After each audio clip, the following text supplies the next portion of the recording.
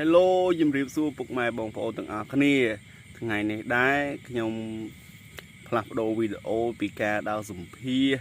ពីការបកស្រាយផ្សេងគឺមកវីដេអូមួយថ្មីទៀតហើយអញ្ចឹងផ្ញើជូនអ្នកដែលតាមដានទស្សនារាល់វីដេអូរបស់ខ្ញុំថ្ងៃនេះខ្ញុំមកធ្វើវីដេអូមួយពាក់ព័ន្ធនឹងការឆក់កដុលនៅស្រែពេលដែលយើងព្រុសហើយរដូវនេះយើងព្រុសធ្វើសារទី2ដល់ពេលធ្វើសារទី2អញ្ចឹងយើងត្រូវការពារកដុលដោយសារតែកដុលសារទី2នេះច្រើនមែនទែនពុកម៉ែបងប្អូនហើយខ្ញុំកំពុងនៅនេះគឺនៅក្នុងតង់ពុកម៉ែបងប្អូនតង់ខ្ញុំបោះនៅស្រែនៅខាងកើតភូមិនៅក្នុងស្រុកកោះអណ្ដែតយើងនៅខាងកើតភូមិនៅលើភ្លឺបន្លាយអ្នកខ្លះគេហៅថាបន្លាយនេះបន្លាយថ្មីអ្នកខ្លះទៀតគេហៅថាបន្លាយតឹងហើយខ្ញុំនៅនេះនៅត្រង់បន្លាយកែងបែកជា4ហ្នឹងស្រែគឺនៅកន្លែងហ្នឹងអញ្ចឹងវីដេអូនេះដែរគឺធ្វើពីការឆក់កដុលជាមើលថាតើយប់នេះខ្ញុំឆក់កដុលបានដែរអត់អញ្ចឹងតាមដានទស្សនាវីដេអូជាមួយខ្ញុំទាំងអស់គ្នាហើយយប់នេះដែរការឆក់កដុលនេះគឺជាយប់ទី2ហើយយប់ម្សិលអត់បានថតវីដេអូចែកជូនពុកម៉ែបងប្អូនទស្សនាទេដោយសារតែរវល់ពេកអញ្ចឹងយប់នេះយើងមកឆក់តែកដុលអញ្ចឹងខ្ញុំមានពេលវេលាក្នុងការថតវីដេអូចែកជូនពុកម៉ែបងប្អូនទស្សនាអញ្ចឹងជាមើលថាយប់នេះយើងបាន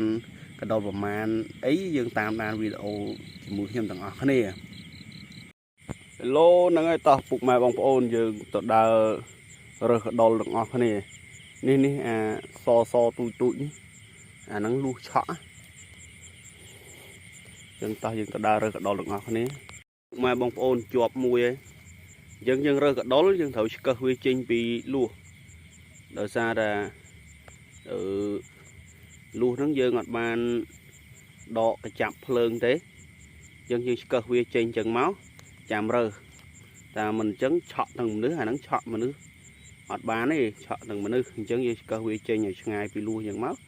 ហើយយើងចាំរើសអានេះលួសនេះកដុលដែលបំផ្លាញស្រូវរបស់យើងអញ្ចឹងណាហើយនេះស្រែដែលយើងព្រុសហើយអញ្ចឹងមុនរើសឆ្កឹះវាចេញសិនចាំរើស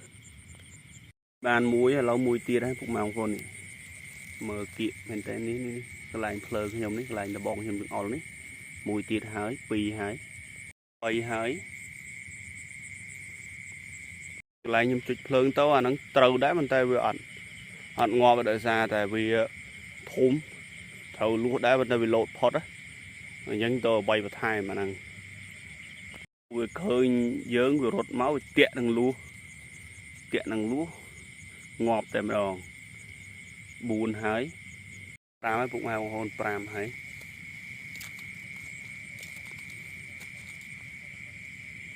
6ទាំងអានេះពុកម៉ែបងប្អូនអើយ6ទាំងអានេះ7ហើយ7កដុលប៉ុណ្ណាណីហើយបើយើងមិនឆក់ទេវាស៊ីស្រូវយើងអស់អញ្ចឹងទល់តែឆក់8ហើយកដុលពុកម៉ែបងប្អូនមើលប៉ុណ្ណាណីយ៉ា4កដុលពុកម៉ែបងប្អូន10កដុលពុកម៉ែបងប្អូនប៉ុណ្ណាណីមកយើងមិនឆក់ទេអស់ស្រូវរបស់យើងអត់សល់ទេប៉ុណ្ណាណីពុកម៉ែបងប្អូនអើយនេះបានកែបមួយដែរមកដល់10កដុលពុកម៉ែបងប្អូនអានេះនឹងជាប់ពីកាល់ហើយជាជាប់ពេលដែលយើងចាប់ភ្លាម2កដុល13កដុលពុកម៉ែបងប្អូនអើយ13កដុល14កដុលពុកម៉ែបងប្អូនអើយនេះមើលមកលើក14កដុលធំណាទូចខ្ញុំអត់រាប់ទៀត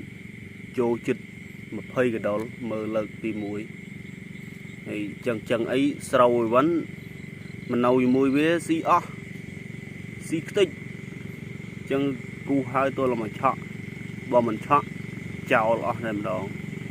មកពុកម៉ែបងប្អូនឥឡូវយើងមើល លើកទី2ហើយហើយពេលនេះម៉ោង10ហើយយើងមើលលើកទី2កាន់មើលភ្លាមនេះមួយពុកបងប្អូនអើយនេះមួយហើយ2ហើយពុកម៉ែបងប្អូនអើយ2ហើយ3ហើយពុកម៉ែបងប្អូនមើលលើកទី2អានេះសមាជិកទី4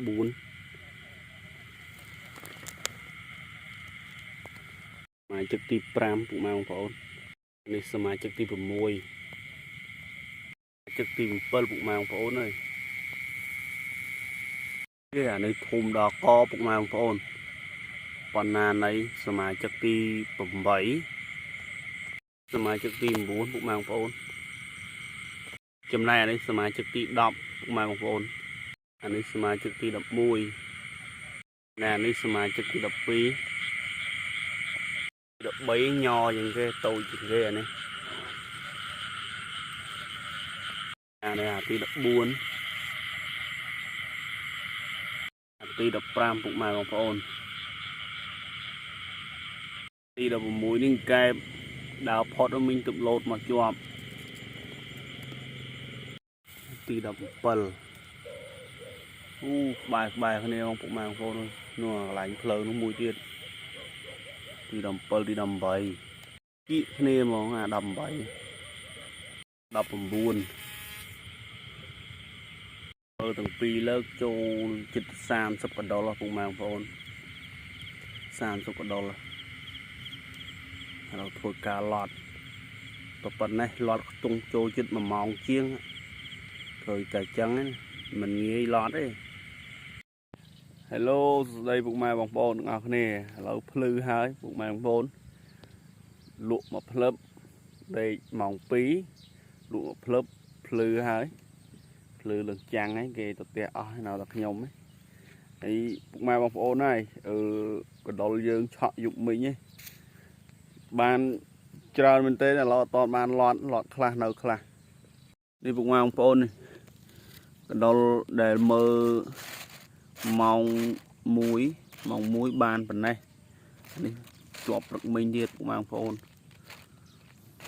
ជាប់ព្រឹកមិញមួយច្បងនេះអាឡត់យុបមិញចូល2-3គីឡូហើយជាប់មែនទេស្រែមហាត់តាហើយកដុលថ្នាក់ហ្នឹងបើមិនឆក់បានអីស៊ីទៅហ្នឹងហើយពុកម៉ែបងប្អូនទាំងអស់គ្នាងើបពីដេកភ្នែករៀងក្រហមហីអញ្ចឹងវីដេអូហ្នឹងគឺមានតែប៉ុណ្្នឹងទេហ្នឹងអរគុណអ្នកទាំងអស់គ្នាដែលបានចូលតាមដាននៅទស្សនានៅវីដេអូរបស់ខ្ញុំ